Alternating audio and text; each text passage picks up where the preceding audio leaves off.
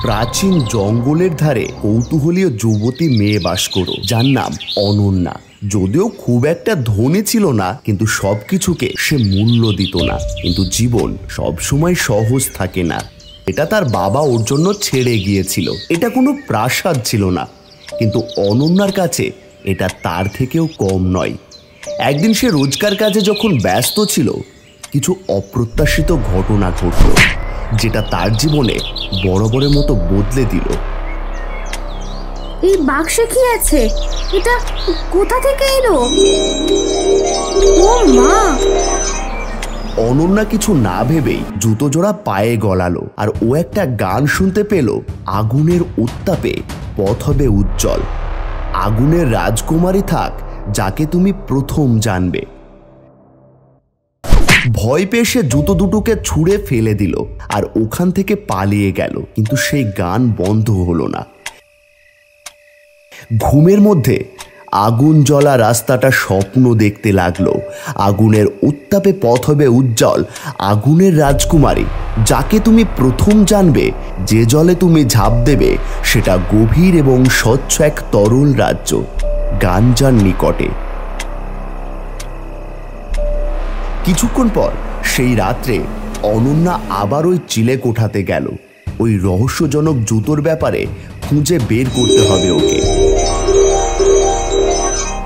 কয়েকটা মাত্র ছবি দেখতে পাচ্ছে, কয়েকজন পুরুষ, আগুন, জলের তলায় পাহাড়, যেগুলোর কোনো মানেই ছিল না অনন্যার কাছে।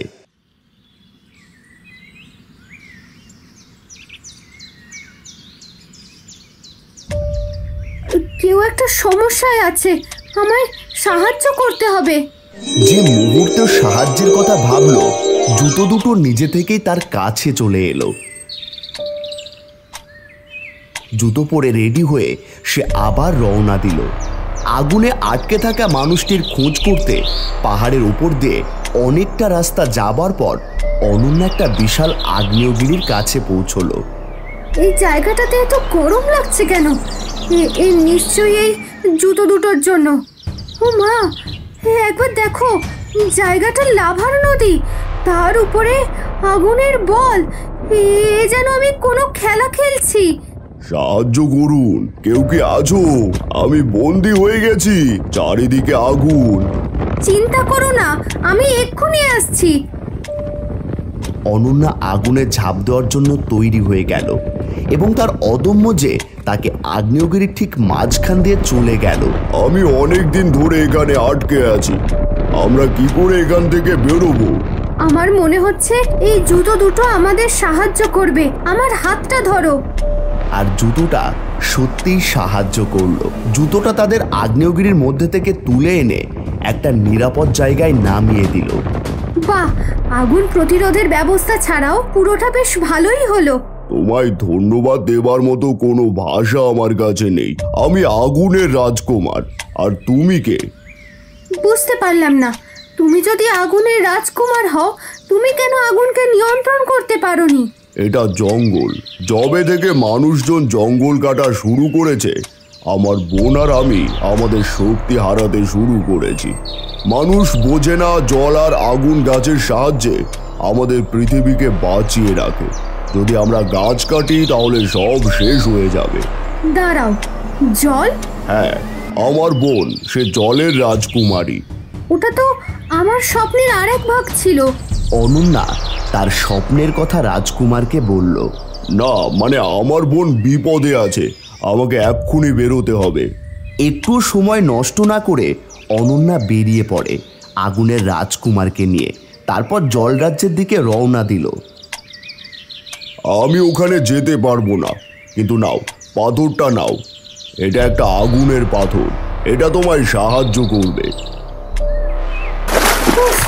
কি ঠান্ডা জল! একটু নিজেকে গরম করে নেওয়া যাক। দারুণ!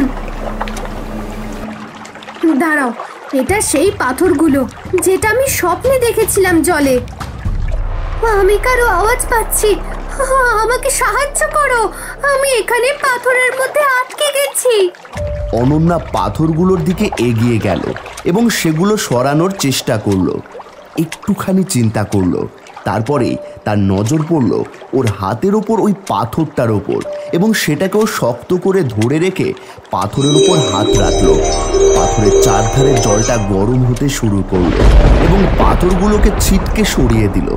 রাজকুমারও মুক্ত হলো। ওরা জলের ওপর উঠে এলো। ভাই বোন একে অপরকে জড়িয়ে ধরলো। ভাই, আমি কিছুতেই পাথর থেকে বের হতে পারছিলাম না। আমার ওই পাথরটাও কাজ করছিল না। আমি একদম শক্তিহীন হয়ে গেছিলাম। আমাদের এটা সহ্য করতেই হবে বোন।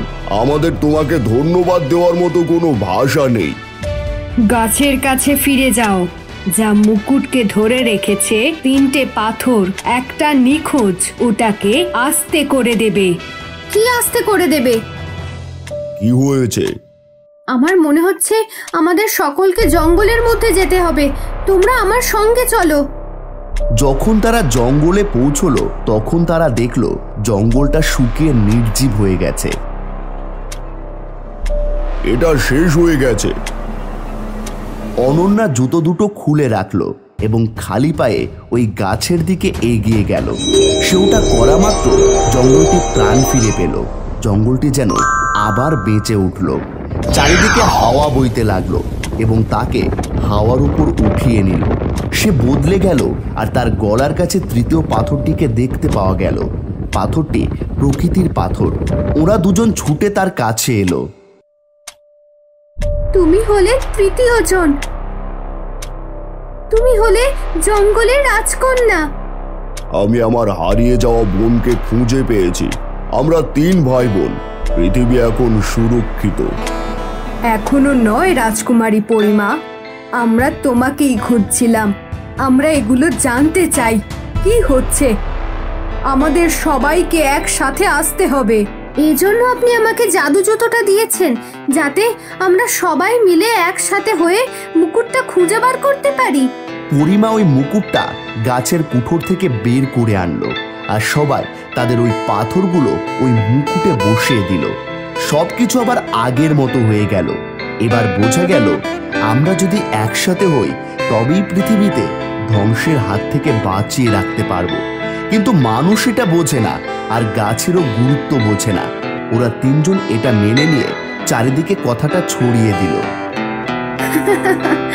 আমার হয়ে তোমরা জঙ্গলকে বাঁচিও। করবে তো তুমি?